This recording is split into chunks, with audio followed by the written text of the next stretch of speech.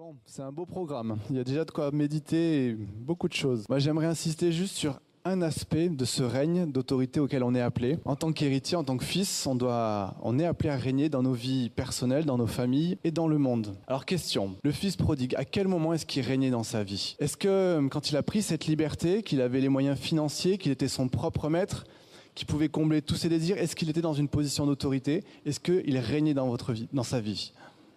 Est-ce que c'est ce que vous projetez quand on parle de régner dans sa vie? Plus tard, quand il se rend compte de l'échec de cette vie-là, il revient vers le Père et il s'offre comme serviteur. Il donne sa vie au Père. Et à ce moment-là, le Père l'élève au rang de fils et là, il peut réellement régner. Alors, je vais commencer par une petite provocation. Normalement, l'héritier, il rentre en possession de son héritage quand le donneur meurt. Sauf que dans le royaume de Dieu, c'est le contraire. Le donneur, notre Père, est toujours vivant et il le sera toujours. Et pour rentrer en possession de cet héritage, l'héritier doit mourir. Christ est mort. 2 Timothée 2,11, si nous sommes morts avec lui, nous vivrons aussi avec lui. Si nous persévérerons, nous régnerons aussi avec lui. Ça, c'est la bonne nouvelle. Il faut mourir. Il y a des volontaires. Aïe. Alors on précise quand même qu'est-ce que c'est que cette mort-là. Dieu ne nous demande pas de faire mourir notre âme, notre personnalité, notre volonté. D'accord? C'est lui qui l'a créée et c'est précieux. Notre âme est appelée à être restaurée, notre intelligence est appelée à être renouvelée. D'accord? Notre personnalité est un trésor. Notre volonté aussi est appelée, certes, à se soumettre à Dieu, mais pas à mourir. Ce qui doit mourir, c'est tout ce qui en nous s'oppose à la volonté de Christ. Ce que la Bible appelle la chair. D'accord? Et c'est au travers de cette mort-là qu'on va porter du fruit. Jean 12, versets 24 et 25. En vérité, je vous le dis, si le grain de blé qui est tombé en terre ne meurt, il reste seul. Mais s'il meurt, il porte beaucoup de fruits. Celui qui aime sa vie la perdra. Et celui qui est sa vie dans ce monde la conservera pour la vie éternelle. C'est un principe spirituel. La mort engendre la vie. La mort, le brisement intérieur, chaque épreuve peut être fécond et porteur de vie. Si nous réagissons selon l'esprit. Il y a un combat intérieur entre ma volonté et la volonté de Christ. Et on peut se demander dans chaque situation, comment réagirait Christ s'il était à ma place? Et là, on voit le grand écart entre la volonté de Christ et ma chair. J'ai beaucoup aimé l'image au début du séminaire du joug qui nous relie à Christ. Et on voit bien qu'il y a quand même une contrainte, c'est qu'on doit aller dans la même direction. Si Christ veut aller à gauche et que moi je veux aller à droite, ça pose un problème. Je vais vous confier un petit témoignage qui est pas forcément facile pour moi, mais il y a plusieurs années de ça, quand ma femme était enceinte de notre 2e enfant, on est allé à l'échographie, tout se passait très bien. Elle nous annonce que c'est une fille, on était fous de joie. Un bonheur merveilleux. On avait déjà eu un garçon, donc là c'était le choix du roi. Et dans ce bonheur, dans cette exaltation, il y a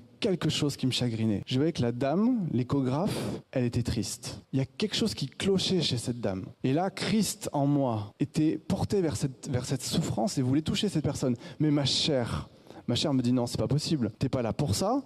Elle est médecin, donc t'es pas du tout en autorité pour lui conseiller quoi que ce soit ou pour l'aider. Non, ça se fait pas. Ça se fait pas. Et puis ma chair n'osait pas. La crainte était là. Non, c'était tout simplement pas possible. Et puis c'était certainement pas grave. Ça passerait. Donc je me suis accommodé de ça. Et dans ma joie, il y avait quand même, j'étais pas tranquille. Vous voyez le grand écart entre ce que Christ voulait faire et mon état intérieur, où ma crainte était plus forte que mon amour pour elle. Et j'ai appris quelques jours après que cette dame s'était jetée par la fenêtre et qu'elle était morte. Et je vous assure qu'à ce moment-là, j'ai vécu un brisement terrible. Et j'ai pleuré. Et j'ai pleuré devant Dieu. Je dis mais c'est pas possible. Je sentais bien que en moi, il y avait quelque chose qui voulait lui tendre la main. Pourquoi? Qu'est-ce qui a fait que c'était pas possible?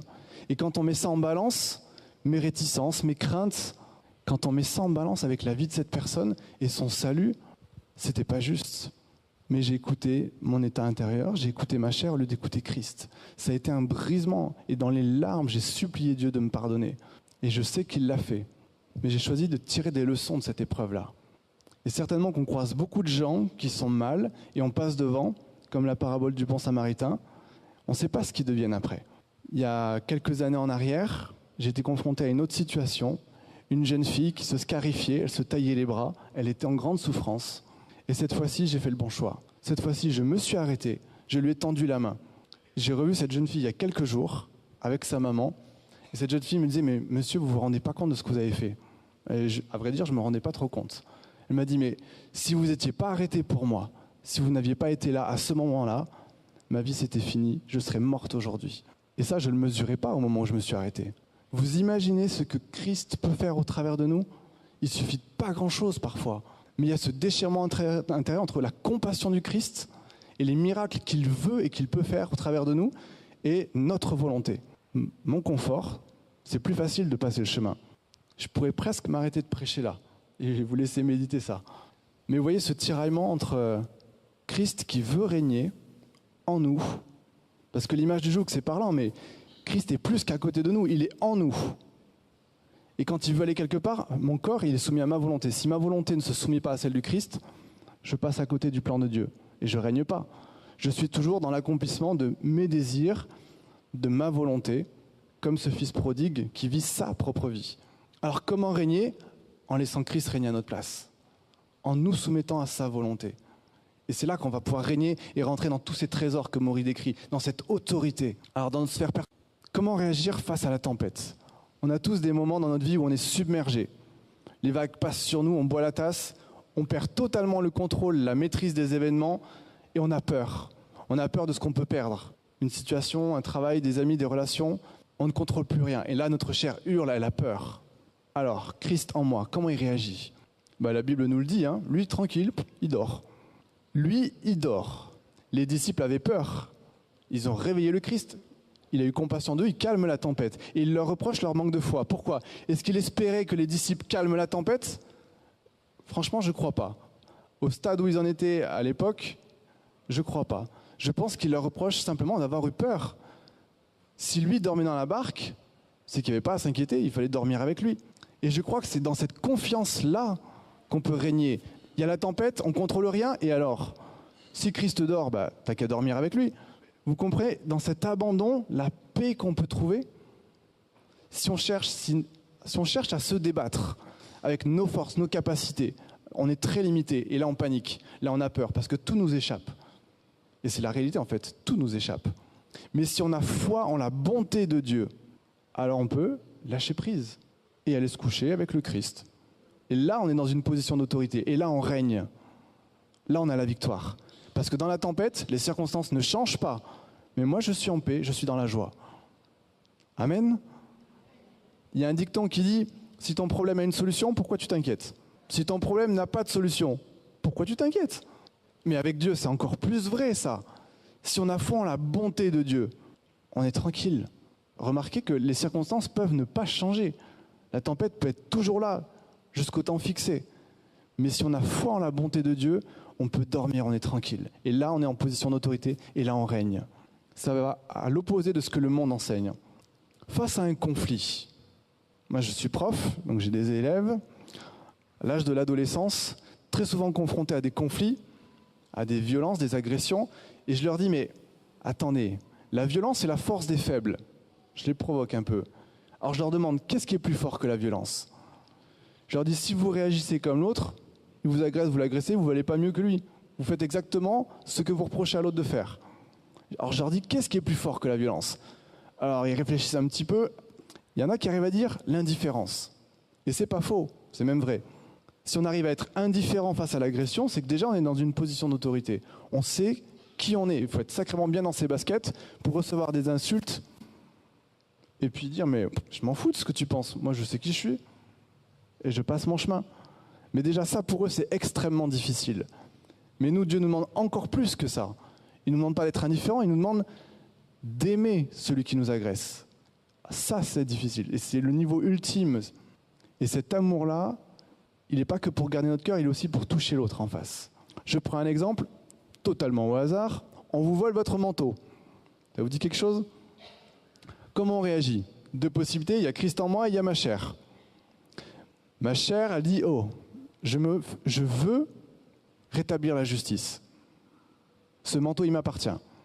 Donc je cours, j'attrape le gars, je lui arrache le manteau, je suis énervé, donc je le plaque par terre, j'en profite pour lui mettre 2 baffes parce que ça me fait du bien.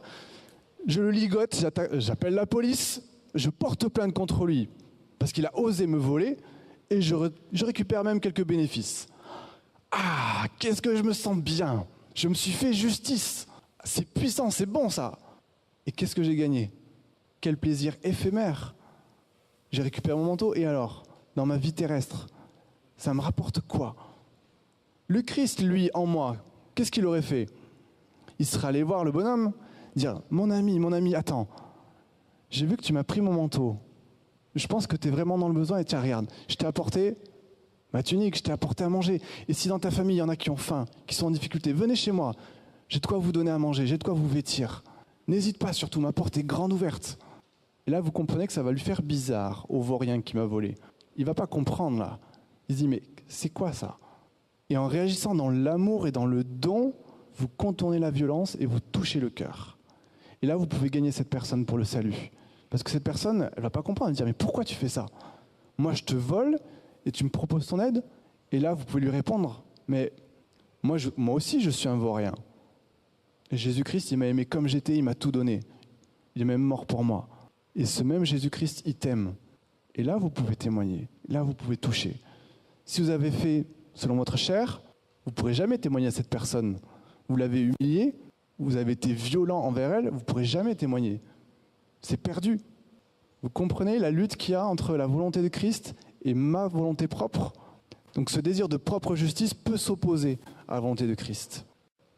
Ce fameux fruit de l'esprit dont on parle très souvent, humainement, quand tout va bien, c'est facile et on y arrive tous. Et on pourrait croire qu'on est rempli de l'esprit.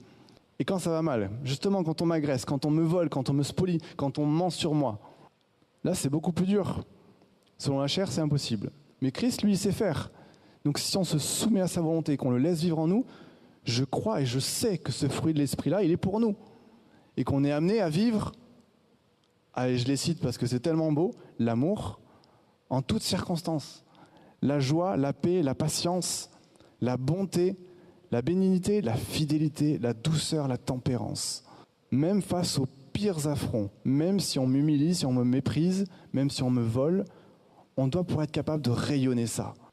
Face à notre propre péché, régner, est-ce que c'est possible?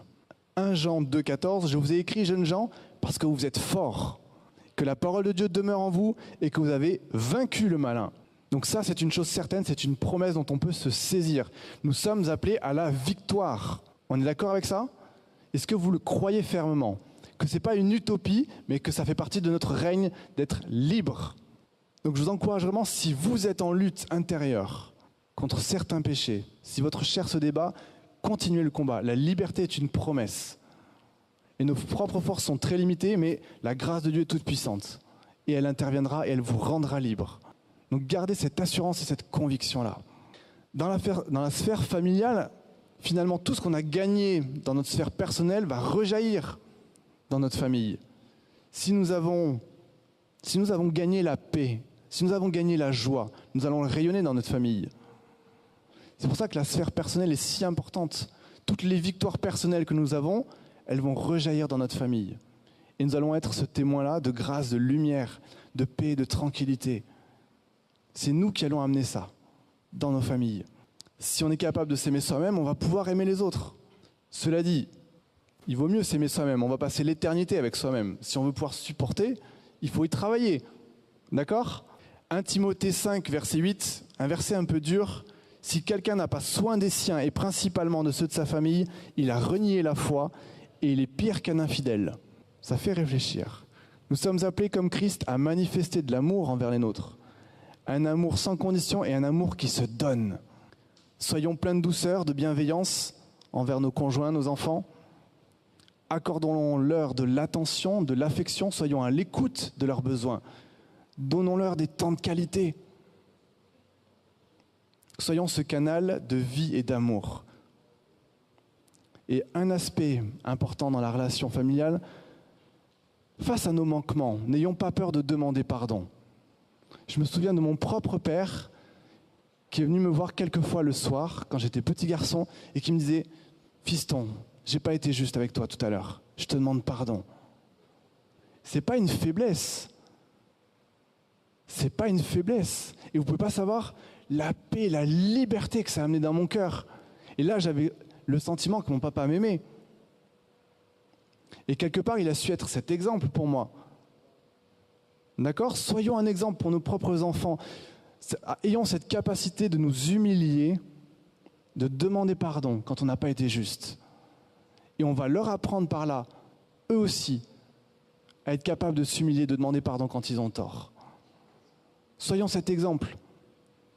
C'est pas une humiliation, c'est pas une faiblesse, c'est une force. Il n'y a qu'à voir, quand on est en conflit, le premier qui veut dire pardon, on le sait, c'est une lutte. D'accord ? Donc c'est vraiment une force d'être capable de demander pardon. Il y a un dicton qui dit, je provoque un peu, si une femme a tort, commence par lui demander pardon. Ça fait réfléchir, hein? Le dicton n'est pas de moi. Cela dit, plaisanterie mise à part, quand on est en conflit avec notre conjoint, en général, les torts sont partagés, hein. Et même si je n'ai pas volontairement fait du mal à ma femme, si elle est en souffrance, j'ai une part de responsabilité. Qu'elle soit volontaire ou pas. Et si, face à la manifestation de cette souffrance ou de cette colère, si je suis capable, moi, tout de suite, sincèrement, de m'humilier et de demander pardon, vous verrez, vous allez désamorcer le conflit. Toute la colère va tomber. Et dans certains cas, ça va même donner la possibilité à l'autre de reconnaître ses torts. Il y a une puissance dans le pardon. Ça demande de faire un peu harakiri sur notre chair, notre orgueil, notre fierté. Et vous allez sentir la lutte intérieure, la résistance, surtout quand l'autre a plus tort que nous, n'est-ce pas? Ouais. Mais peu importe, c'est pas celui qui a le plus tort qui doit commencer. D'accord? Soyons l'exemple. Soyons l'exemple. Et dans cette humilité-là, vous allez désamorcer le conflit. Et vous allez manifester l'amour, sans condition, l'amour qui se donne.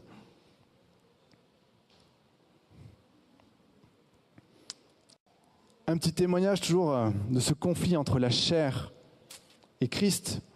Je me souviens d'une fois où j'étais confronté à la calomnie, au mensonge et à l'injustice. C'était très fort et à un moment, le Saint-Esprit est venu sur moi et a fait remonter toute la souffrance. Et je me suis mis à pleurer, je sanglotais et je criais. Je criais des cris silencieux. Je ne sais pas si ça vous est déjà arrivé, mais je hurlais de douleur, il n'y avait aucun son qui pouvait sortir. C'était inexprimable. Et dans cette souffrance où j'étais brisé, Jésus me disait, mais accepte l'injustice. Plie le genou, accepte cette épreuve, accepte ce brisement. Et pendant que je sanglotais, j'ai pris cette décision-là et j'ai dit j'accepte. Et je me souviens, j'étais en larmes, je disais je te remercie mon Dieu pour cette épreuve, pour ce brisement par lequel tu me fais passer. Je te remercie parce que je sais qu'au travers de ce brisement, tu me prépares à ton service. Tu me prépares à être libre du regard des autres, de ce que pensent les autres de moi. Tu me prépares à être libre de toute injustice. Et je te remercie, je te rends gloire de ce que tu es en train de faire pour moi. Et j'accepte ce brisement. Et à ce moment-là, une paix surnaturelle m'a envahi. Indescriptible. Une force intérieure m'a saisi. J'aurais eu 10 000 hommes devant moi, je pouvais charger et les exterminer tous. C'était surréaliste. Mais cette force intérieure que plus rien ne peut vous atteindre. Parce que si vous donnez votre vie, personne ne peut vous la voler. On peut vous voler ce que vous tenez, ce que vous ne voulez pas perdre. Tant que vous tenez, ça vous fait mal de penser que vous pouvez perdre. Mais si vous acceptez de perdre, si vous donnez, ma réputation, ok, j'y renonce, je te la donne. Ce que pensent les gens de moi, ok, je te la donne. Mon travail, ok, tiens, je te le donne. Là, l'ennemi, il est désarmé. Il est désarmé. Il n'a plus de prise. Et nous, on est dans une paix royale. Et là, on règne. Donc, tant qu'on veut défendre son beefsteak et qu'on s'y tient, on est dans la souffrance. Tant qu'on est en lutte intérieure, on est dans la souffrance. Si on se donne, on devient libre. Comprenez ce que je veux dire? C'est à l'opposé de la sagesse du monde, ça. Mais c'est ce que Christ fait en nous. Christ, sur terre, il ne perdait pas de temps à défendre sa propre justice. On lui a prêté toutes les intentions du monde. On l'a calomnié, on a menti. Il ne s'est jamais défendu. Il n'a rien à faire. Lui, il avait une mission. Il savait qui il était tranquille. Je sais qui je suis. Peu importe. Je perds mon travail, Dieu pourvoira. Je trouverai mieux ailleurs. Je perds des amis, que Dieu les bénisse. Je rencontrerai d'autres personnes. On pense du mal de moi, ça ne m'appartient pas. Je ne peux pas convaincre les gens de ce que je suis. Mais toi, mon Dieu, tu sais qui je suis. Et ça me suffit. Et là, je suis libre. Donc là, c'est véritablement un chemin de mort. Et c'est dans les épreuves. C'est dans les épreuves que Dieu nous demande de lâcher prise. Donc Il n'y a pas besoin de demander les épreuves, elles viendront. Hein. Mais quand vous êtes confronté à l'épreuve, écoutez Christ en vous. Si vous l'écoutez, il vous amènera sur ce chemin de liberté. Rapidement, parce que le temps tourne. Dans le monde, on est censé régner aussi. Il y a quand même une priorité à régner dans la sphère personnelle et familiale. Parce que sinon, ça va être des faiblesses et l'ennemi va vous attaquer dans vos faiblesses. Et si on règne dans le monde, mais que notre vie personnelle est en vrac, c'est pas cohérent et c'est pas la gloire de Dieu. Il y a des ministères qui ont des grands dons et qui sont tombés parce que leur vie personnelle n'était pas en règle. Et Jésus le dit, vous avez chassé les démons, guéri des malades, prophétisé, mais je ne vous connais pas. Retirez-vous de moi, vous qui commettez l'iniquité. D'accord ? Donc il y a une cohérence à avoir. C'est bon de servir Dieu dans le monde, mais soyons cohérents. Commençons déjà par notre propre chantier et par nos familles.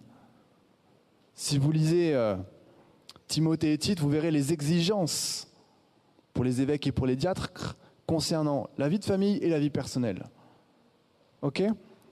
Alors Matthieu 5, 13 à 16, vous êtes le sel de la terre, vous êtes la lumière du monde, que votre lumière luise afin qu'il voie vos bonnes œuvres. La foi sans les œuvres est morte. Quelles sont nos œuvres ? Jésus-Christ nous donne 2 mandats. On doit régner dans le social et dans le spirituel. Vous connaissez ce passage dans Matthieu 25 ? « Venez, vous qui êtes bénis de mon Père, prenez possession du royaume. » Donc là, on est vraiment dans l'héritage. « Vous qui a été préparé dès la fondation du monde. Car j'ai eu faim, vous m'avez donné à manger. J'ai eu soif, vous m'avez donné à boire. J'étais étranger, vous m'avez recueilli. J'étais nu, vous m'avez vêtu. J'étais malade, vous m'avez visité. J'étais en prison, vous êtes venus vers moi. » Clairement, en tant que chrétien et Christ en nous, veut pourvoir pour les faibles, pour les pauvres. Et nous devons nous impliquer dans la sphère sociale. Et ça, c'est à la portée de tout le monde. Certains attendent le feu du ciel, les dons, les charismes, la puissance, l'onction, pour commencer à œuvrer pour Christ. Mais si vous avez l'amour, c'est déjà suffisant pour faire énormément. La jeune fille qui se scarifiait, je n'ai pas manifesté de dons spectaculaires, juste l'amour. Et ça l'a sauvée. D'accord ? Donc vous avez l'amour de Christ en vous. Vous pouvez bouleverser des vies. Vous pouvez aider, tendre la main à plein de gens qui sont dans le besoin. Et dans la sphère spirituelle, Marc 16, vous le connaissez par cœur, allez par tout le monde, prêchez la bonne nouvelle, voici les miracles qui accompagneront ceux qui auront cru, en mon nom ils chasseront les démons, ils parleront de nouvelles langues, etc., ils guériront les malades.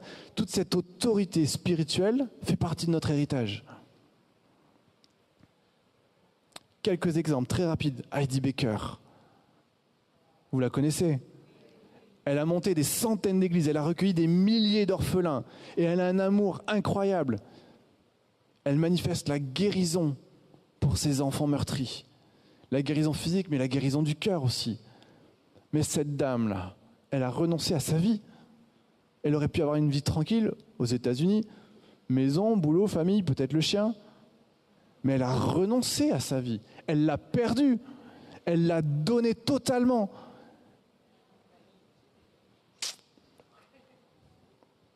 Catherine Kuhlman, ministère de guérison extraordinaire. Elle travaillait déjà dans l'unité. Ça, c'est beau. Les gens étaient guéris, certains, alors qu'ils étaient dans le bus en train de venir. Pour vous dire à quel point l'esprit était puissant.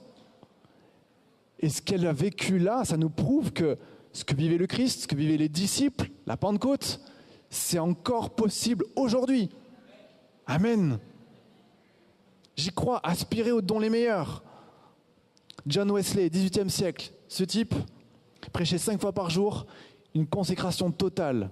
Prêchait 5 fois par jour. Quand est-ce qu'il avait du temps pour les loisirs ? Jamais. Il s'est donné totalement. L'Angleterre est passée de 2% à 20% de conversion. Mais cet impact-là, il passe par une consécration, par un abandon total, perdre sa vie.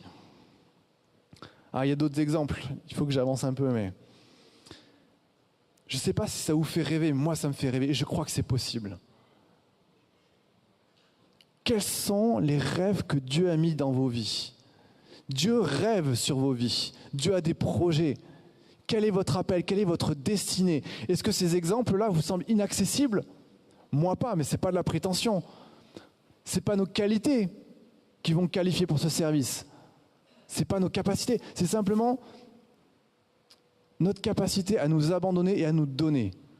Plus nous serons capables de perdre notre vie et de nous donner, plus Christ pourra régner en nous et faire des choses extraordinaires. Si nous acceptons de perdre notre vie, notre amour-propre, notre justice, nos biens, nos sécurités, nos relations, alors l'ennemi n'a plus de prise. Si nous avons tout donné, nous n'avons plus rien à perdre. Si on n'a plus rien à perdre, on est libre.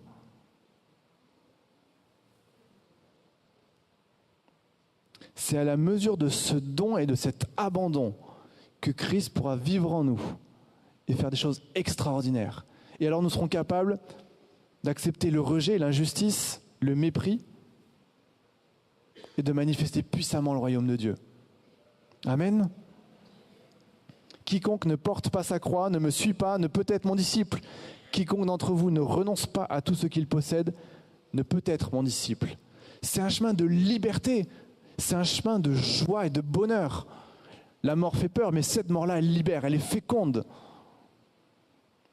Dieu nous appelle à la liberté, à régner. Et cela passe par un certain deuil de notre chair. Soyons à l'écoute de ce que Christ veut faire en nous à chaque circonstance. Dieu vous a donné des trésors, Maury en a parlé. Si comme le fils prodigue, vous les gardez pour vous, vous perdez votre héritage. Si vous revenez vers le Père et que vous vous donnez comme serviteur, il vous élève comme fils. Et là, vous régnez. Dieu a des rêves sur vos vies. Et il peut faire des choses extraordinaires. Quels sont les rêves que Dieu a mis en vous? Quelle est votre destinée? Quel est votre appel? Quels sont les trésors que Dieu a déjà mis en vous? Je vous laisse avec ça. Maury, tu vas terminer? Merci.